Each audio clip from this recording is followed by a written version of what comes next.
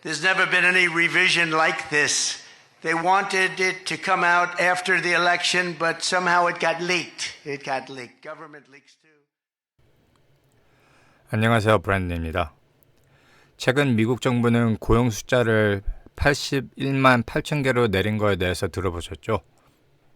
정부가 좋은 숫자를 내놓고 뒤로 가서 바꾸는 것은 많이 얘기해봤는데 벌써 바꾼 숫자를 돌아가서 1년치를 또 바꿨습니다. 데이터를 바꾸는 게 놀랍지는 않은데 그런데 선거 전에 크게 나쁘게 바꾸는 거는 좀 놀랍네요. 왜 선거 전에 바꾸는 것을 발표했을까요? 트럼프 말대로 누가 데이터를 유출해서 그랬을까요? 그런데 그것만이 아닙니다.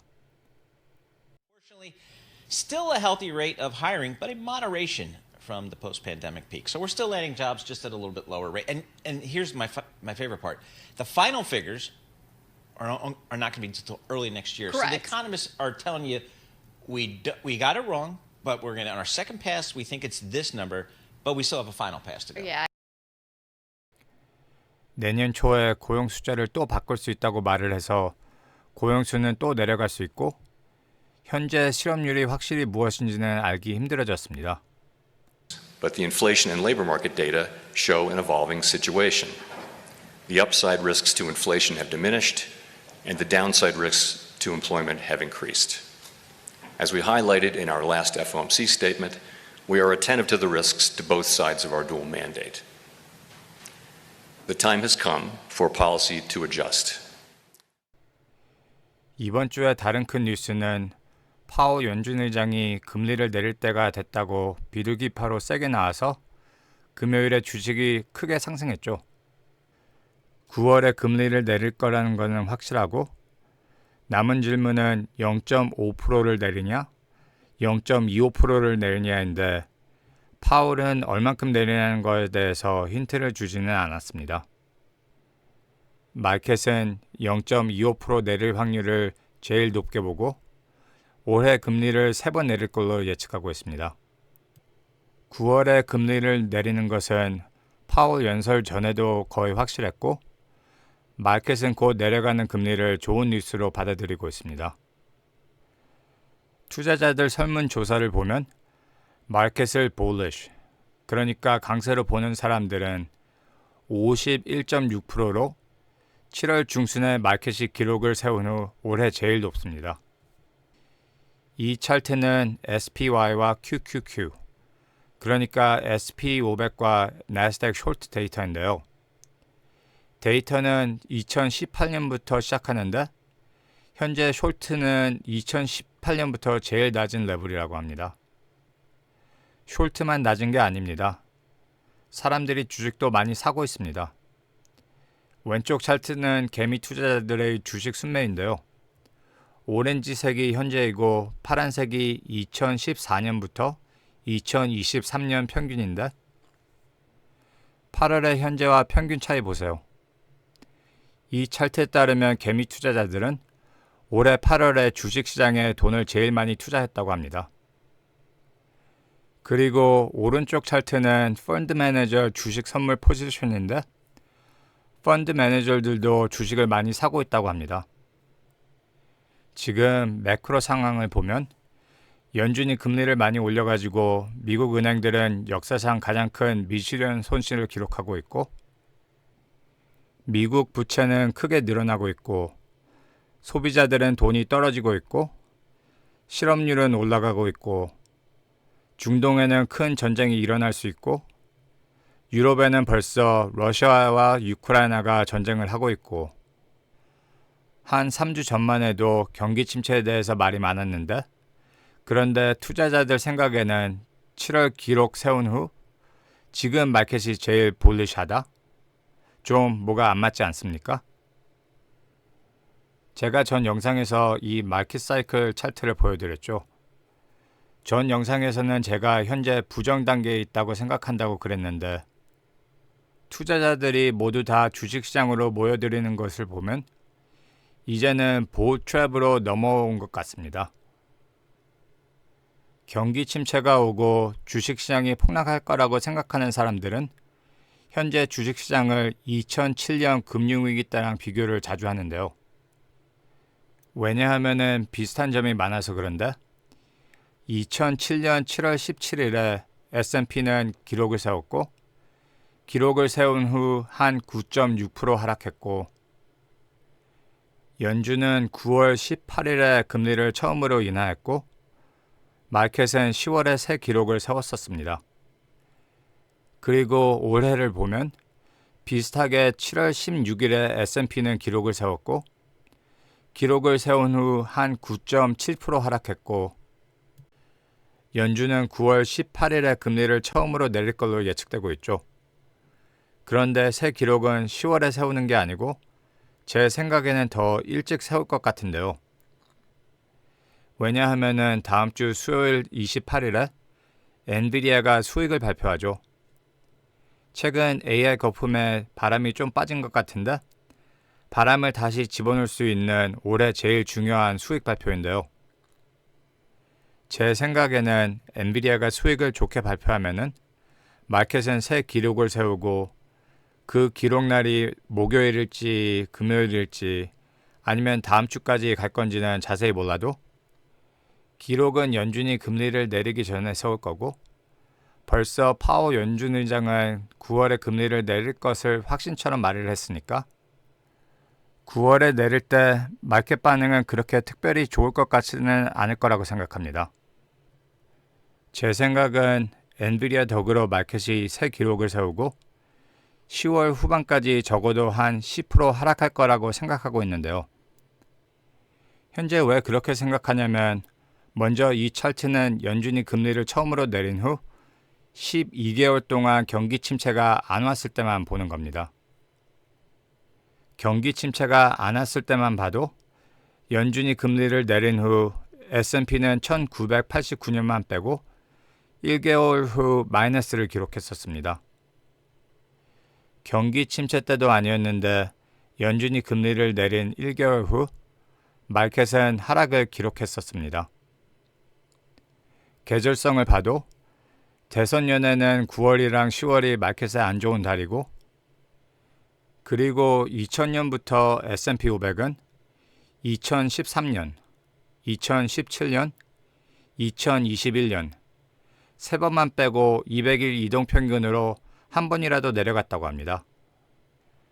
그런데 올해는 아직 200일 이동평균까지 내려간 적이 없거든요. 마켓이 한 10% 하락해야지 200일 이동평균으로 내려가는데 지금부터 그때까지 많은 일이 생겨서 의견이 바뀔 수도 있지만 지금은 이동평균으로 내려갈 것으로 생각하고 있습니다. 그런데 데이터는 꼭 내 예측을 지원하지는 않습니다. 제가 전 영상에서 Zweig Breadth Thrust에 대해서 말해본 적이 있는데 이것은 정확성이 높은 기술 지표인데요. Zweig Breadth Thrust는 마켓이 상승할 것으로 8월 19일에 신호가 나왔습니다. 이번에는 다를 거라는 말은 어른석인 말인데 왠지 이번에는 Zweig Breadth Thrust가 틀리고 다를 것 같네요. 파워 연준 의장이 금리를 내리는 게 확실한 것처럼 말을 하면서 금값도 오르고 달러가 떨어졌는데요. 이번 주에 또 다른 중요한 뉴스는 떨어지는 달러에 대해서인데 달러가 떨어지는 이유랑 미국 경제와 시장에 미치는 영향의 의견은 많이 다릅니다. 연준이 금리를 내릴 거니까 달러가 떨어지는데 영향을 주는 것은 확실한데 그런데 달러는 다른 중요한 통화에 비해 파워 연설 훨씬 전 7월 말부터 떨어지기 시작했는데요. 해리스가 대선을 이길 확률이 높아져서 달러가 떨어졌다는 기사도 있고 브릭스 때문이라고 생각하는 사람들도 있고 나라들이 미국 채권을 많이 팔아서라고 생각하는 사람들도 있고 이유는 많고 이유들이 다 맞을 수도 있고 많은 사람들이 단기에는 달러가 계속 떨어질 거라고 예측하고 있습니다. 그런데 토요일에 예멘 후티족이 유조선을 공격해서 15만 톤 석유가 바다에 쏟아졌는데요. 이게 방금 일어난 일이라 유가에 영향을 줄 수 있는지는 아직 모르겠지만 만약에 유가가 많이 오르면 달러는 다시 오르겠죠. 달러가 떨어지면서 금값은 오르고 전문가들은 금값이 계속 기록을 세울 거라고 예측하고 있는데요. 그런데 이거에 대해서 들어보셨나요? 이번 주말에 미국에서는 은이 크게 뜰 거라고 말이 많아서 무슨 말인가 읽어봤는데 삼성이 전고체 배터리를 개발했는데 EV용 전고체 배터리는 은을 1kg 써야 된다고 어느 분석가가 말을 해서 귀금속 투자자들 사이에서는 은에 대해서 말이 많았는데요. 찾아보니까 삼성은 7월 말에 배터리를 공개했는데 왜 지금 갑자기 삼성 전고체 배터리에 대해서 말이 많이 나오는지는 모르겠네요. 그 배터리에 대해서 이번 주에 무슨 특별한 소식이 있었나요? 만약에 삼성 전고체 배터리 생산이 어디쯤 있는지에 대해서 읽어보신 분들이 있으시면 코멘트를 부탁드립니다. 마지막으로 미국 대선에 대해서 업데이트를 드리겠습니다. 먼저 이것은 사람들이 벌써 맞다고 생각하고 있던 건데 대선에 대한 지상파 채널 보도 조사가 나왔는데요. 조사에 따르면 지상파 채널 뉴스는 해리스에 대해서 말을 할 때 84%가 긍정적인 방식으로 얘기를 했고 트럼프에 대해서 말을 할 때는 89%가 부정적인 방식으로 얘기를 했다고 합니다. 해리스에게 유리한 미디어 편향이 있는 것은 조사가 없어도 대부분 다 아는 일인데 그런데 최근 좀 바뀌기 시작했는데요. 최근 해리스는 음식 가격 통제를 지지한다고 의견을 밝혔는데 이것은 워싱턴 포스트에 나온 기사인데 해리스 정책을 비난했습니다. 워싱턴 포스트는 민주당을 제일 지지하는 신문 중 하나로 알려져 있어서 신문에서 비난을 하는 기사를 내놓은 게 좀 놀라운데요. 워싱턴 포스트 소유자는 애마존 창업자 제프 베이조스라 가격 통제가 애마존한테 불리하니까 비난을 시작한 거라고 생각하는 사람들이 많습니다. 그리고 한 2주 전만 해도 여론조사들은 민주당 사람들을 더 많이 조사에 포함해서 해리스가 트럼프를 이기고 있는 것처럼 조사가 나왔었는데요. 어느 여론조사는 민주당 사람들을 20% 더 많이 포함해서 정확성에 대해서 의문을 제기했는데 최근에는 갑자기 해리스가 지고 있다는 여론조사들이 더 많이 보입니다. 해리스는 가격 통제 말고도 법인세를 28%로 인상시키는 것을 지지한다고 밝혔는데 혹시 그것 때문에 회사들이 해리스를 비난하기 시작했을까요?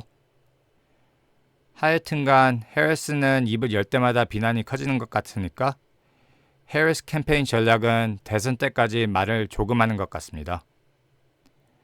해리스는 금요일에 민주당 대선 후보로 지명을 수락했는데 해리스의 연설은 역사상 제일 짧은 연설 중 하나였습니다. 그리고 연설에서는 정책에 대해서는 별로 말을 안 하고 자신의 배경에 대해서나 자신의 비전에 대해서를 말을 했습니다. 벌써부터 해리스는 기사들 질문을 피하고 확실한 정책을 안 밝히고 있다고 비난을 받고 있는데 대선까지 말을 조금 하고 대선을 이길 수 있는지는 모르겠네요. 그리고 토요일에는 JFK 조카 로버트 케네디 주니어이 대선에서 물러나고 트럼프를 지지한다고 밝혔습니다.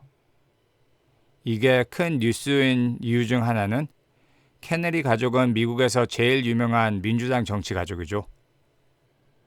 RFK 주니어도 민주당이라 공화당 후보를 지지하는 거에 대해서 비난이 많은데요. RFK 주니어 지지가 트럼프한테 얼마나 도움을 줄지는 의견이 다른데 제일 최근 나온 예측을 보면 트럼프가 대선을 이길 확률이 RFK 주니어 지지 이후 오히려 떨어졌고 이길 확률이 49%로 해리스와 동률입니다. 저는 트럼프가 이길 거라고 보는데 그런데 미국은 인구도 많은데 대통령 될 사람 진짜 없네요. 그냥 슬픕니다. 이 영상이 좋으셨다면 구독과 좋아요를 부탁드리고 지금까지 시청해주셔서 감사합니다.